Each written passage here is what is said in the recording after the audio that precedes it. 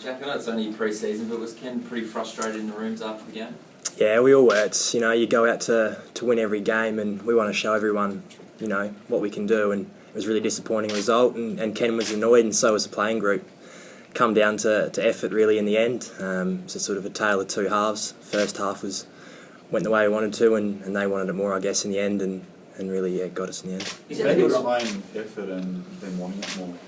Oh, look, it's something that we can't really put our finger on. Is we showed in the first half that our method and our game plan, it works. And then for whatever reason, we pushed away a little bit, pulled away a little bit, and they turned up the heat a little bit, and we just couldn't quite handle it. It was disappointing, and we're talking about it, and we've talked about it in our lines and as a group and that today, and it's just not acceptable, and we know that, and we're not shying away from that. No, there's no excuses. The interchanges weren't an excuse for any of that, so we just got to make sure we got 9 days to knuckle down and make sure we don't deliver something like that again. So that kind of stuff you're talking about, is that similar themes to at the start of last year when you were trying to work out what was going on? No, it's not.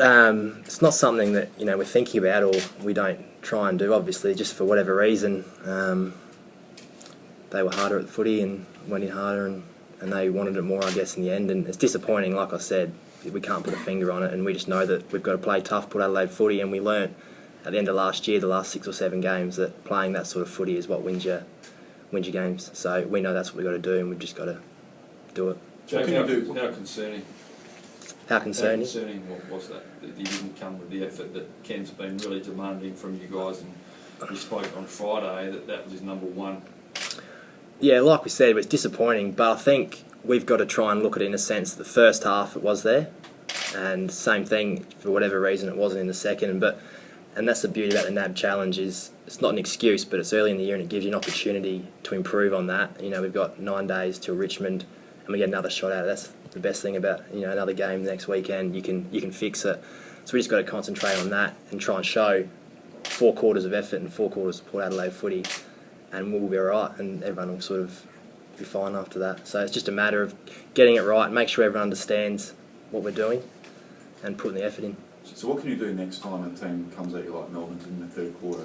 So you're 10 minutes into the quarter, they kick a couple, they're controlling you. Yeah, well, that's exactly the stuff we've been talking about today, and we'll have a few more meetings about that. But basically it's just about gritting down and doing your team roles, simplifying things amongst ourselves as players, and going back exactly to what our roles are in the game plan, and doing that. And we know that if we do that everything will be okay. So that makes the next game become more important, to try to make sure those attributes are in play and even try to win that game? Yes and no. I mean, we're certainly disappointed as a playing group as well, so we want to show that we do it, and that's not us in that second half on the weekend, but it's not going to be any different to any other game. We've got to almost move on from what's happened. We've got next week to focus on, and then if we get 4 quarters of footy right there, we've shown that we can do it all again. So it's no more important, I don't think, but it's certainly an opportunity for us to show that that's not acceptable the way we did play. Was there a sense out on the ground when you had 5 goals up, I think, late in the second quarter, that it was sort of almost job done and you could cruise home from there?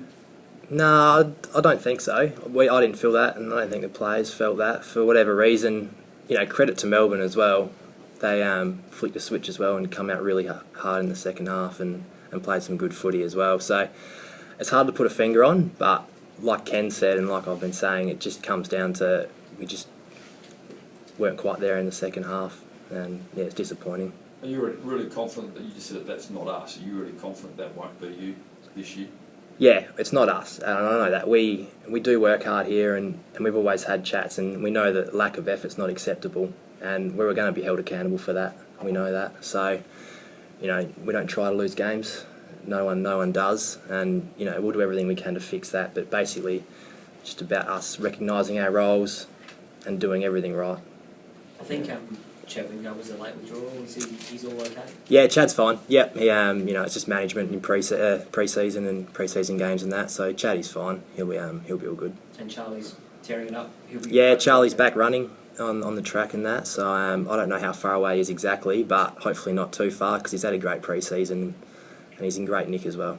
How handy would it be to get a NAB challenge game into him before the regular season starts? Oh yeah, look, obviously ideally you'd like him to have one, but I think with the program that Burjo puts in place, and you have 6 months of pre-season as well, so, and he's done all of that, so you get that base behind you, so at the end of the day I don't think it's too big a deal because he's still got that 5 or 6 month base behind him anyway to come in straight away. Were there any positives to be gleaned from the weekend? Any individual performances or anything? We haven't really talked about individually. We've got a team meeting after this, but you can look at it away a little bit in the first half and see that, you know, we did do some things right, but the major focus, obviously, that you guys have been chatting about as well, is what happened in the second half and for the whole game, and we're not shying away from that. You know, we're going to assess that now and deal with it and move on and try and make sure it doesn't happen again.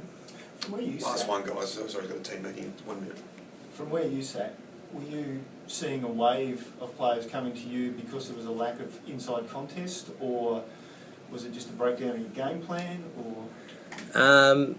It's just effort. Yeah, that's the disappointing thing. It's just they sort of won more of the footy than us, and then they got more of the ball, and it just makes things hard from there, I guess, a little bit. And we just ourselves weren't able to sort of stop the tide in that second half, and that's what we've been chatting about, ways that we can knuckle down and really stop it when it's going against us. Jack, have you stayed in touch with Ryder and Montfrees?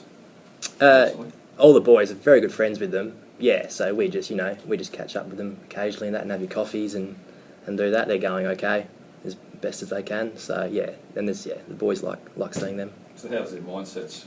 Look, I don't know too much. We try not to talk about that sort of stuff. You know, it's not they don't really want to talk about it too much. But you know, they're doing their own training and staying in good condition and with their family and friends as well. So they're going okay, I think.